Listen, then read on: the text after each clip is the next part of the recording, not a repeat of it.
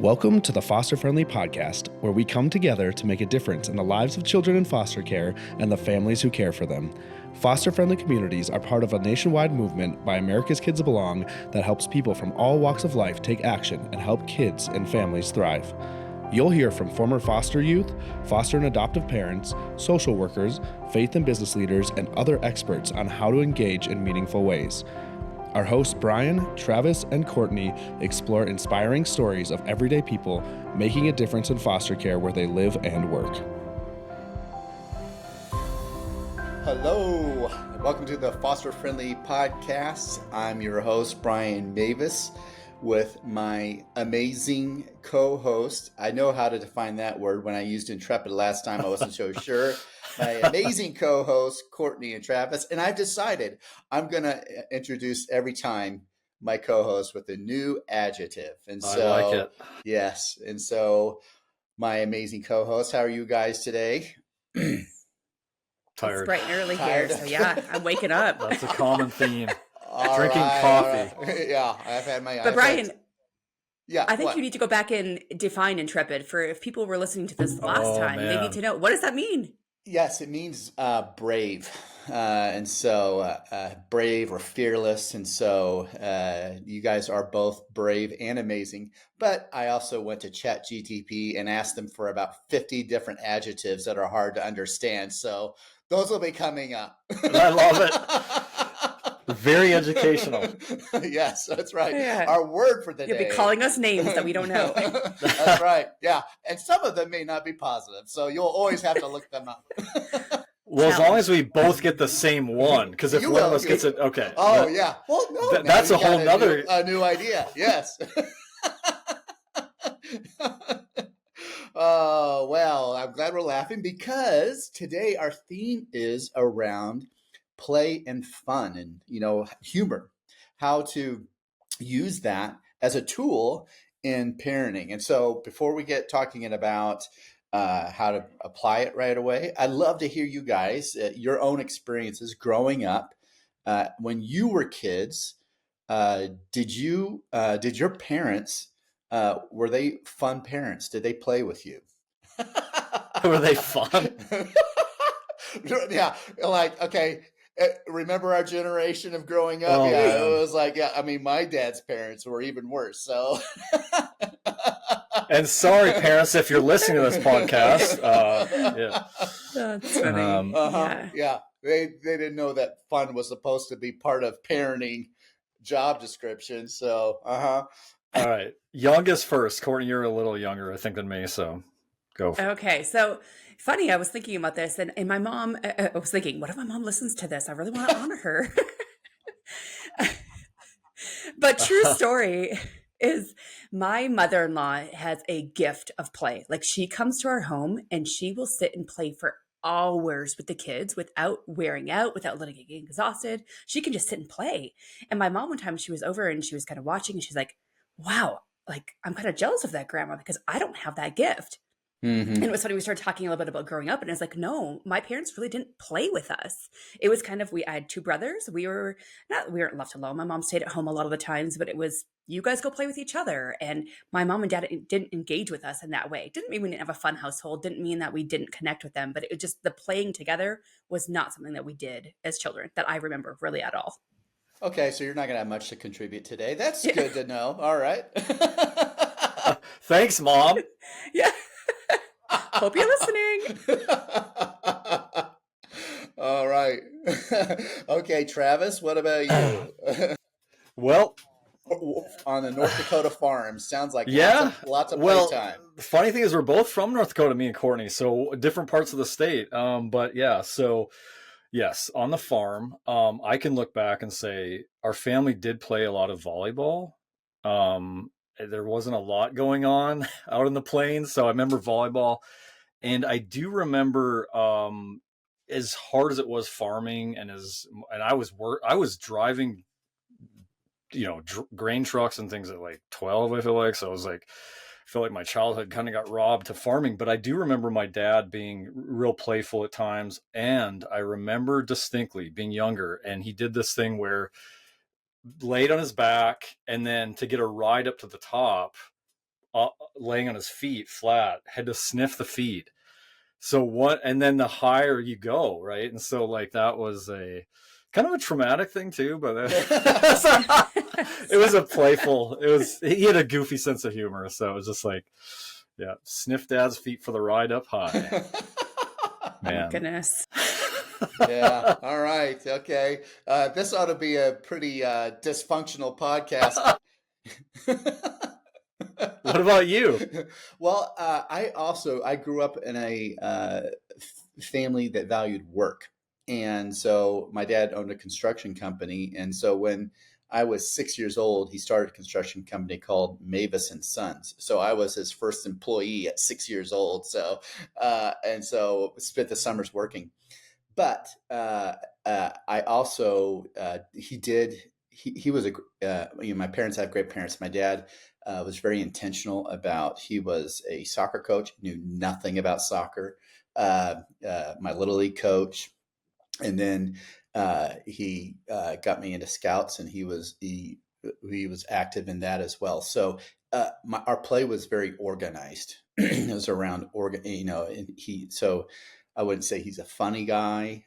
He's and I said, and we didn't go out like goofing around or anything, but I do, like, I think I remember times, of him wrestling, and I remember being really little, and similar to what your dad did. He would lay on his back, and he'd put me on his feet, and put me up in the air like I was flying and stuff. That's what it was. That's exactly what it was. But you didn't have to sniff the feet, though. I didn't have to sniff the feet. Oh my gosh! What? No. You didn't earn it then. You didn't have to earn it. So right. Yeah, it was good. And so, but as a kid, I remember just loving getting to wrestle with my dad, or loving the getting to, acting like we were flying and might fall, and having, I think fun and play are severely underestimated as a connection tool. And when you have some parenting deficits, it's remarkable how play can make up for some of those deficits you might have. And so, anyway, thinking about us as kids in our own experience, I wonder though what it looks like now as we're parenting, and so we'll explore that, what you guys are doing. But first, just to say, to give this to you guys, both of you, feel free to take it how you want. But why? Why does this work? Why is play effective? And why especially is it effective with kids who have experienced harm, who experienced trauma? How or why does it work? What happens? I mean, I think first off, it makes kids feel comfortable. I think my husband has a gift with words in making teens feel comfortable when they come into our home. Just a couple of weeks ago, we had a young man with us for a short period of time. He walked in our door, and right off the bat, my husband starts asking questions in a playful way, and this just makes him smile. I mean, this kid walked in, 17 years old, very fearful, walking to a home with lots of people he doesn't know, and my husband just has a way of making him smile within minutes of walking in our door. And I didn't really recognize this. Funny enough, I didn't recognize this to my husband until a few years ago. One of our caseworkers was over, and she's like, Bobby and Courtney, one thing I really noticed about you guys is you guys have a gift of play. And I was like, we do? Because I don't feel like I've got a gift of play. And she's like, no, you guys make these kids feel comfortable in a playful, engaging way. And really, she wasn't talking, and we'll get more into this, but she wasn't talking about the sitting down on the floor and playing with them necessarily. But what I'm talking about, like the playful engagement with your voice, with the questions you ask, with how you tie into something they might like that disarms fear, and it makes kids feel, again, I'm going to speak mostly of teenagers because that's who we see mostly in our house, but it makes them feel comfortable. So give me an example, Courtney, maybe even whether you want to apply it to what you did or you illustrate it through what your husband did. But when you say a playful question, a playful tone, like, what do you mean?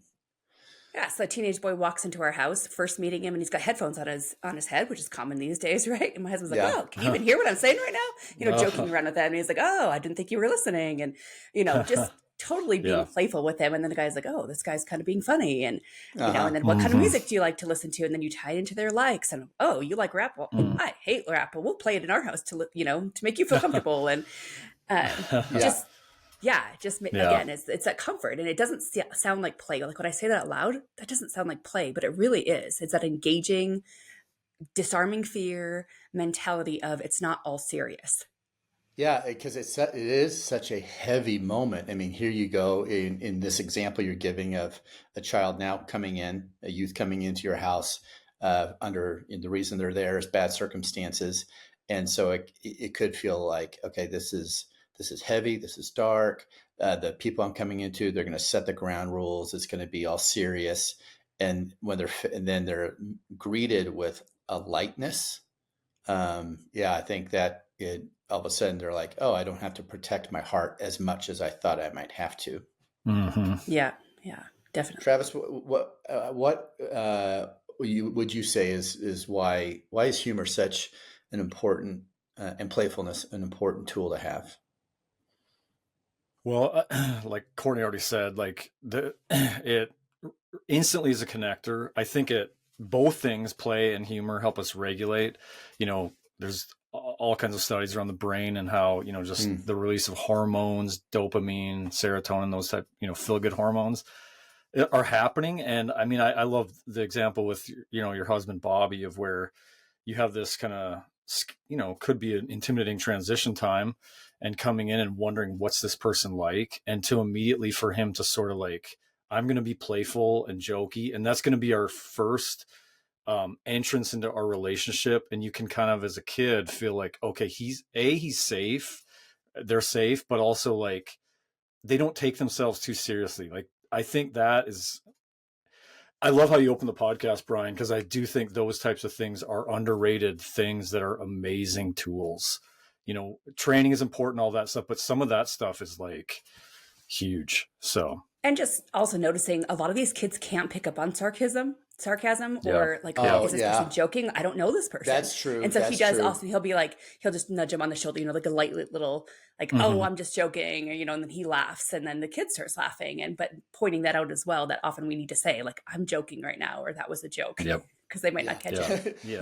That is a good point. We've experienced that too, where they're not used to that jokiness, and so when you say something sarcastic, they might take it seriously.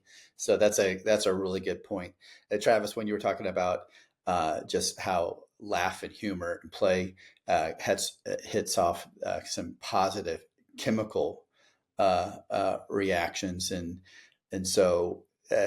I was saying, like, there's kind of like four positive ones that hit the brain, and I just came up with the acrostic right now of call it dose.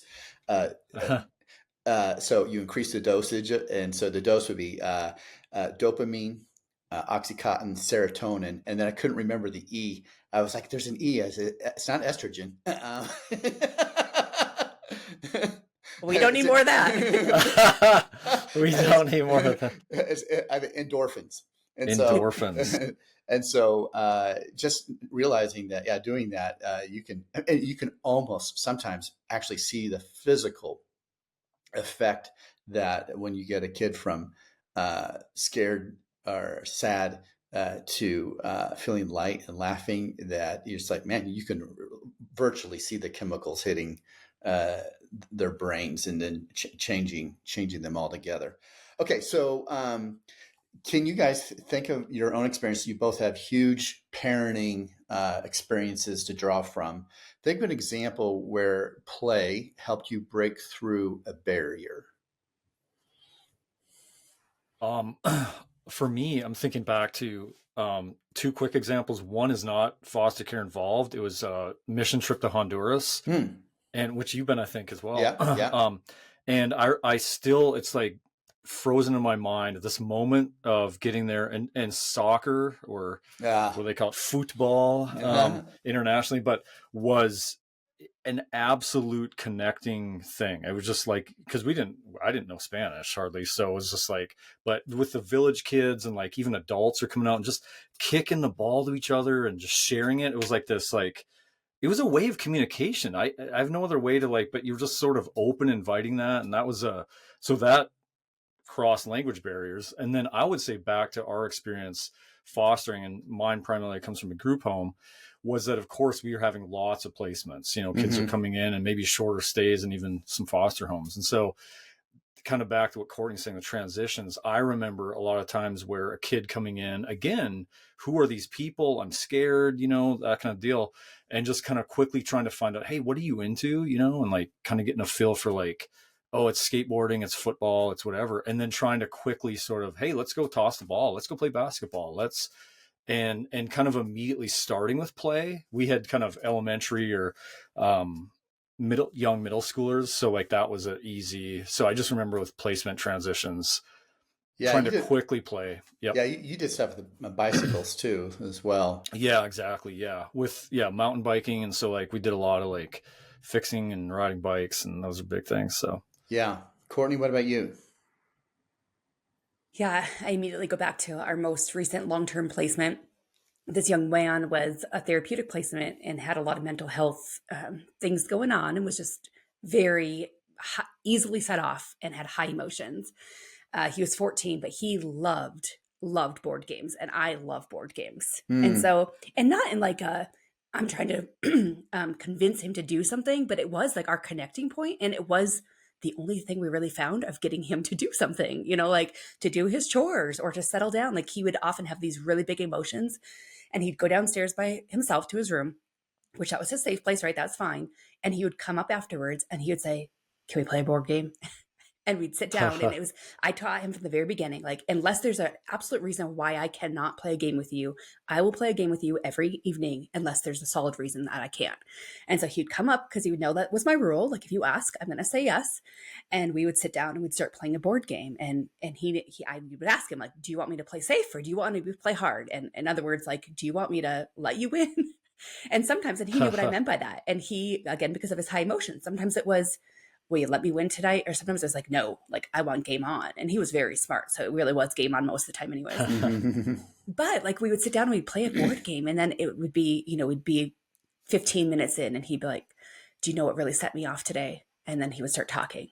And a lot of times I'd just listen and we'd keep playing our game. And the next thing it was, what I was thinking about when I was downstairs, and then we'd keep playing. And it's like, it was disarming even his emotions and regulating him in the moment of, hey, we're in this safe place playing a game. Courtney's saying yes to me in the moment of playing a game with me. We're together, but it's not this, we're sitting down with each other on the couch, looking at each other eye to eye. We're just playing a game, and then it comes out. And then we have that healing moment where he's fine the rest of the night. And this was very commonplace for the year he was with us. I mean, at least twice a week, this was exactly how it played out. I love that. Yeah, that actually reminds me, I've got a friend who I think is an incredible foster dad in South Dakota, and he has teenagers. It's always teenage boys that he deals with, some really, hard to place guys that really have struggled. But one of the things I've watched with him is, to your point, when he's playing video games or just letting them play video games, but being near them, not having an agenda necessarily, but being around them while they're playing. He said something about what you just said about that just opens up this safe space to just like, they'll just start throwing out like, hey, this is what happened in school. And much different than if he were necessarily to sit down and be like, hey, how did your school go today? But just they feel safe and just like, hey, they're in their zone. Anyway, so that was cool.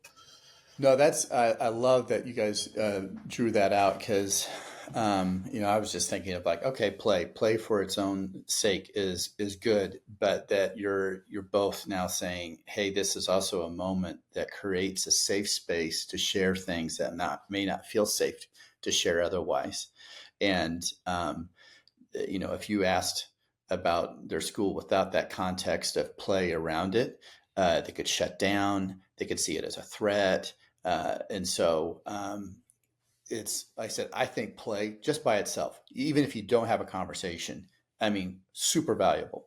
But if it works, while you're, tossing the ball back and forth, while you're sitting at a board game, while you're sitting next to the kid playing a video game, if that conversation can happen, wow, you've got Yeah. It's a bonus. double whammy. Yes. Yeah. Icing on top of the cake for sure.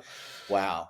Yeah. So those are great examples of how easy play can be and how transformative it can be.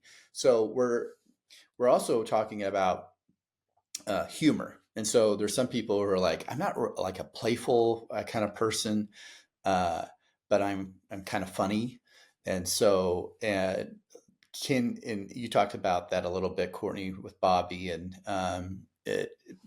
but also let's unpack humor a little bit. Can you guys, I mean, why does humor work? Can you think of examples as well where, just like you did with play, think of times when humor worked?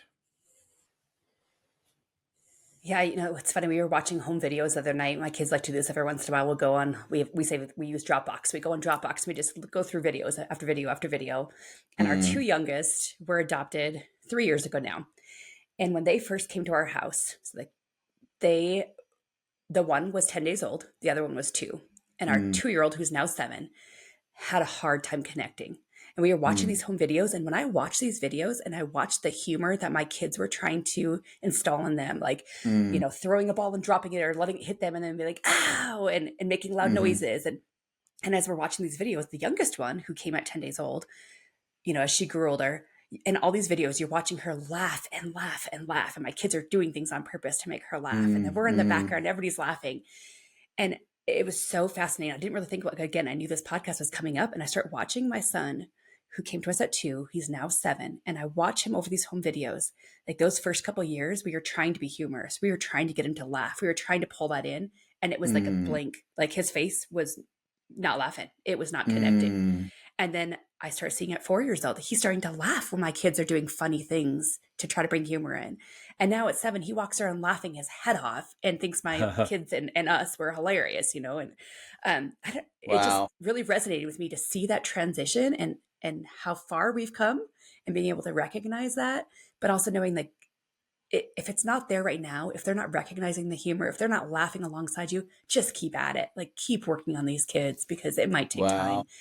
And in those everyday moments is how we try to pull in the humor. We'll be sitting at the dinner table and somebody will say something and we're laughing, or, again, watching these home videos. And my daughter, she was like 7 months old at the time, and she was knocking her sippy cup off her tray. And we all start laughing and making big noise. And she does it again. And everybody around the table is just dying with laughter. So like just bringing in laughter into mealtime, meal prep, picking up from school, like how we can bring that humor in not a rude way, because humor can easily be rude, right? But not in a rude way, but in a just playful and making people smile and laugh. That to me is like the joy of a parent. Yeah. Yeah, boy, you said some things that resonate with me too. We've had some kids who you come in and man, they are stoic. They're not used to humor, and so they're confused by it. And so it's sad. It's sad to see. Yeah. Oh, and then but fortunately they can start. Humor can change them, change their brain, lighten them. Travis, what about you? Well, that's a great segue. What I was going to say is how it changes the brain. So I came across an article like several years ago. It's called A Laughing Matter, Transforming Trauma Through Therapeutic Humor. And it's kind of a thesis paper. So it's like, I guess it was in research and development, but I just wanted to read something real quick from it, basically that kind of, I think reinforces all this. But basically what's fascinating is this person who I think became a therapist talks about the symmetry between trauma and humor on the brain. And so it gives, which is fascinating to actually then think of why then humor may be as an effective tool as anything else when done in the right way. Right. But she says a couple of things that stand out. She said, both humor and trauma are both generally considered perspectival, meaning they're both dependent upon a situation and a perceiver of the situation. They also, and I think this is fascinating, share the quality of incongruity in relation to an internal logic. So one's internal logic is jolted when reacting to both comedy and trauma.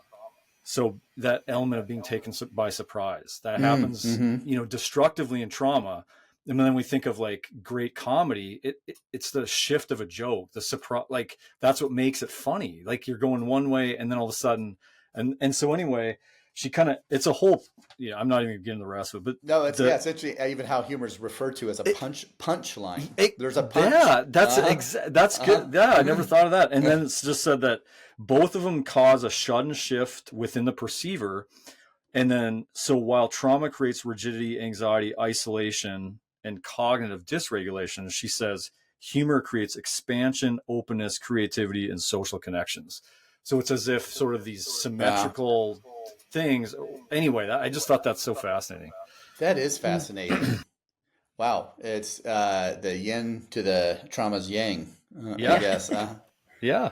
Yeah. You're welcome for the Zen Buddhism wisdom today. Reference. All right. Nice. I got advice on humor decades ago. It was actually from, you guys know this, but from my mentor who passed away a couple of weeks ago. This is back when I was like in my upper 20s and I was joking around. And I think I was joking at someone's expense. And he said, if you're joking around with someone and you're making fun of them, only make fun of their strengths, not their weaknesses. And so I thought, man, that is great advice. And so you even wonder, with your own kids of like, hey, if you're going to, poke fun in a sense, you can do it in a way that is appropriate, even positive, by just kind of, it's, pointing out their strength and how it could be annoying or whatever. But it lifts them up versus making fun of something they're not good at. One of the things makes me think too is you are really funny, Brian. Like you're one of the funniest people I know. I really I've always appreciated your humor in all kinds of ways. Like what is it for you about humor that, you kind of so regularly, I guess, go to that and use that just in so many things. I mean, I think it makes people feel safe. And so I am trying to create you hear about comedians saying they just like making people laugh, but I think I don't know if that's what they're really trying to do, and I know it's probably not what I'm trying to do. I mean, laughing is what I'm really trying to do is make someone feel safe, and I think, just as we've said already on this podcast, it does create lightness of heart where a person says, okay, you're not a threat to me. And even when you're, poking fun in a way, you were doing it in a way that makes me feel good about myself. Yeah. Yeah. Okay. So let's get down to some real practical applications here. So I'll let you guys take a stab at it. What practical ways could you use play and humor? We'll use you go either way to build connections and promote healing. Yeah, I think one thing we kind of haven't hit on yet is we're talking a lot about humor and laughter and sarcasm and those things, which are great, but recognizing those aren't the only types of play. Right? Those are kind of the everyday, easy, but then there's the actual physical getting down on the floor, sitting at the table and playing with kids or being outside and playing. And so I think about like the different types of play, and there are, there's probably way more, but I think of like 4 easy types of play. There's dramatic play where we're acting out, where the dolls and Barbies and toys like that we're pretending we're in a situation. And that I have learned so much about kids who that type of play. And that's like my least favorite type of play. I'm not gonna lie. I don't like that type of play. I like telling stories. Like I'll lay down in bed at night and tell my kids stories and make something up, but like to sit and play with dolls, that is like not my thing. But I've learned so much about kids. I mean, some things that I don't even want to know about the kids, like I've had 2-year-olds come to our home who start putting the dolls on top of each other and making sexual things. And it's like, that tells me something, and then it sure does. Yeah. And things that I wouldn't have noticed if I didn't sit down on the floor and play with them. right? I mean, we learn so much about their experiences, good or bad. We learn about who they are through the way they play, the way they play with dolls. And you've heard that many times. You know, the way that a kid treats a Mm, doll or treats an mm, animal tells you a lot mm-hmm. about what their security or their attachment is and has been in the past. Mm. And then sensory play, you know, regulating their senses. I think about Play-Doh and sand and all those things, or swinging outside, anything that regulates the senses is, and they are some of those things that our kids need most, right? So Mm. thinking about the touch and the tactile, but then also the movement and the swinging and the vestibular, those are the things we probably see our kids needing. We just put a new swing upstairs in our little play area, our reading area for our kiddo who has some OT things going on, and is like, hey, he needs that, and so we can sit up there and swing while I'm reading to him. Now he can swing, and he's listening better, he's engaging better. Hmm. Outdoor play, of course, that's my favorite. Like I love being outside, so Yeah. outdoor adventure, being outside, that's, you know, probably the one that comes easiest to adults, I would think. Mm-hmm. Sports, you know, hiking, and then constructive play, like that engineering mind. And when you think about all these, like constructive play, engineering, painting, artistical, if you look at those different plays too, recognizing, like for me, like I said, like I can look at them and be like, dramatic play, my least favorite. But knowing there are kids that think that is their absolute favorite type of play. And so we need to get to know the kids that come into our care, into our homes, to be like, what is the type of play that they are seeking? What is the type of play I'm offering? And really notice if there's a big difference in them. Like I said, Mm. I love board games. So it's really easy for me to connect with the teens that come into my home and want to learn or play board games. It's harder for me to connect with the little kids that want to sit down and play Barbies all day, because I don't enjoy that, you know, but just Mm-hmm. recognizing that. So, I had a, okay, qu- that's good. So, I had a, I'm sorry, repeat those four again. Dramatic. Dramatic play or fantasy play, sensory play, outdoor physical play, and constructive play. Okay. All right. Okay. mm. Sorry, Travis. Go No, ahead. you're good. No, I was good to recap. I just actually had a follow up to what you said, because I was going to ask you something, Courtney, of people that may in today's age, where I feel like even like there was an era where the three of us grew up where it was just much less screens or no screens. Mm-hmm. Now we're in this era where so many people, I feel like I'm hearing things like, and you probably hear this all the time, like whether it's video games, social media, I can't get my kid. And then if my kids, they break away from that. So if you've got kids in foster care in your house, I'm really curious, Courtney, with all that you guys have and with teenagers, and then your guys' personal love of outdoor and play, and like, how have you kind of pushes, I mean, kind of encourage kids to get off? Like, how have you kind of combated that whole deal with screens? And Well, we should probably do a whole episode on this, but we do. Right. We have like an electronics policy, and we go through it. Not the first day, you know, we let the kids kind of sink in a little bit, but then after a few days, we go over our electronics policy, and we have the complete blessing of our caseworkers to say, yes, it is in Colorado. There's a Bill of Rights for the foster youth, and one of those things is they have the right to have a phone. They have a right to have these things, but it doesn't say how that has to play out in my house. And so we have a policy, and we can take their phone away. We can do these other things. And we set it very straight. And you know, when we go over it, we just did this a couple weeks ago, so I remember very clearly of my husband looking at the kid and saying, this is not just to have a rule in place. This is for all of us in our home. And every single one of us from 6 to 8, our phones are put away. All of us. Even Bobby and I, we put our phones away. That is like our family connecting time.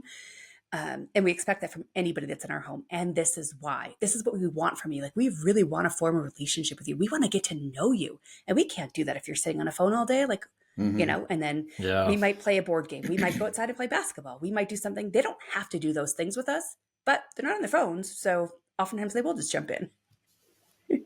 that's really good advice. I like that. Yeah. Okay. Anything else? Just practical application.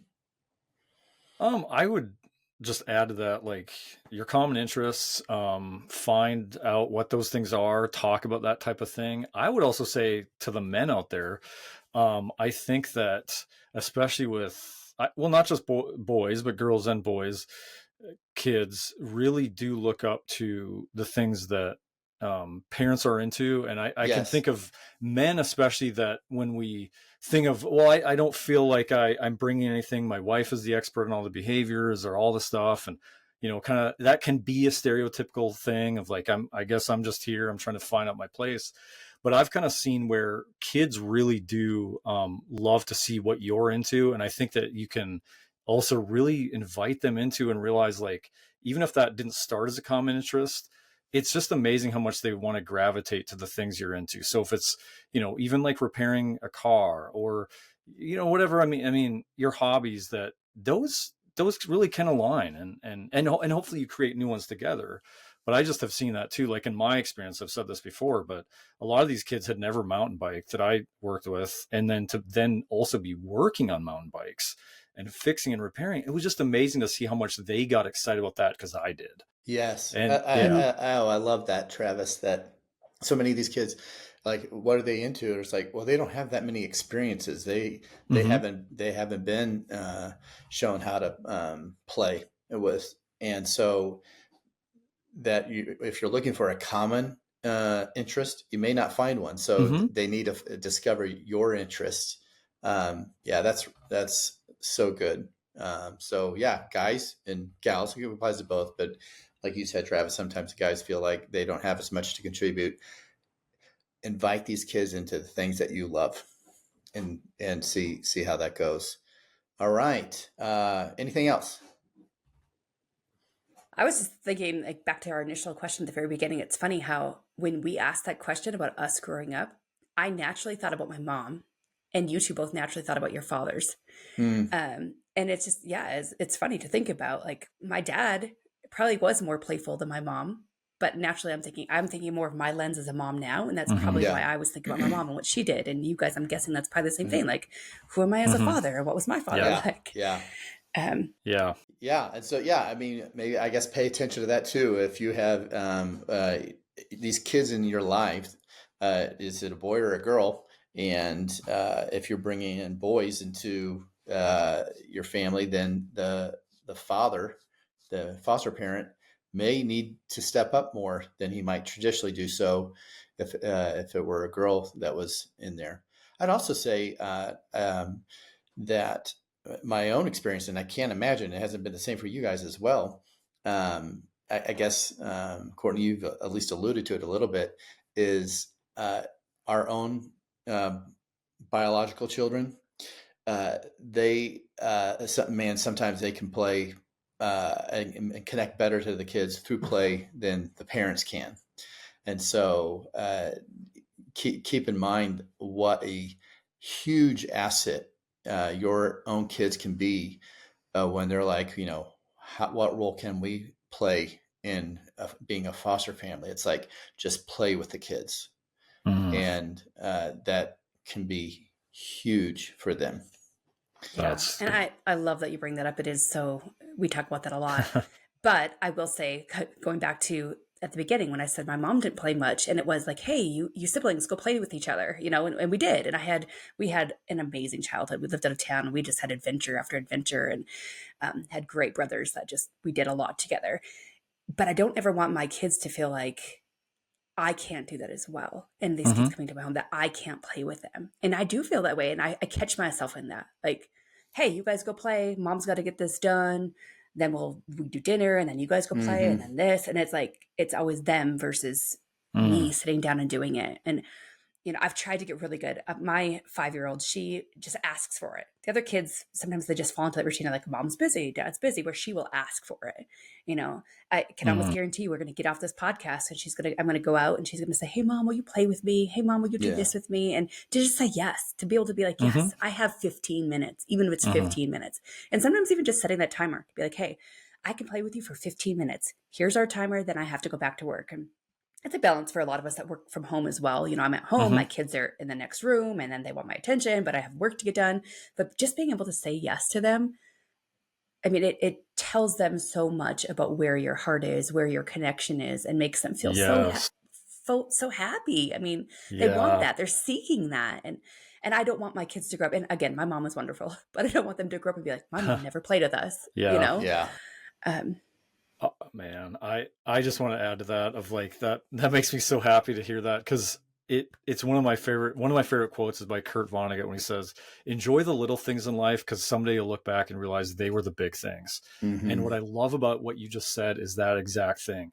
some of the greatest memories the three of us might have looking back was just that time at a lake, or that small moment of, like, for me, it's playing basketball with my dad. But that was a small thing, but it's a thing at 45 I carry with me as a treasure the rest of my life. But the whole thing to me of this podcast is the reminder that these little moments of engaging in play or taking the extra time those are lifetime things, and they're gifts that we're giving the kids and helping them heal as well. I think that's a great way to cap this off, that even if you are listening and you don't think you're a very playful or funny person, we'd love for you to embrace the attitude of saying yes to the opportunities, creating opportunities, and appreciating the big things that small moments can create. So say yes to play. Yes. And connect with your kiddos. All right. Thanks, Travis. Courtney, you are amazing. You are too. Good seeing you. See ya. Bye. We hope you enjoyed today's episode. If so, will you help us reach more people by subscribing, sharing the podcast with a friend, and leaving a 5-star review? If you've been inspired by what you've heard today and want to learn more of how you can make a difference for kids in foster care and the foster families where you live, visit americaskidsbelong.org. We depend on individual donors to fund our work. We'd be grateful if you would consider joining us as a monthly donor. Visit americaskidsbelong.org to make your tax-deductible donation. Thank you. Together, we can ensure a family for every child in foster care and a foster-friendly community to ensure every foster family feels loved and supported.